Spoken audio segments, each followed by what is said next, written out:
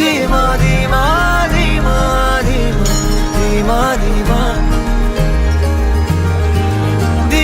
धीमा धीमा धीमा धीमा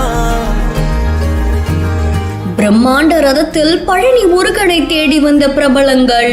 நடுவினிலோ திருவினில் மித வெயிலினில் இத வெளிச்சத்தில் மழை வரும் என நினை தரும் என அண்டத்தின் எண்ணம் என்னென்ன என நீ அமைத்திடும் வீட்டுக்குள்ள பூச்செடிகளின் பூக்களை வெல்ல சுருள் முடியுடன் இரு மகன்களை இறை வழங்கிட இமை நிறந்திட கட கட உயிரையும் உலகையும் தூக்கிக்கிட்டு இவ்வளவு அன்பா கூட்டிட்டு வந்திருக்காங்க.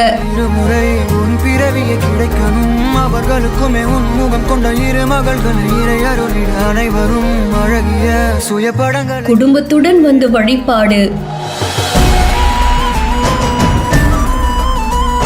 பழனி முருகன் கோவிலுக்கு நயன்தாரா மற்றும் விக்னேஷன் அவர்கள் வந்து வழிபாடு செஞ்சிருக்காங்க.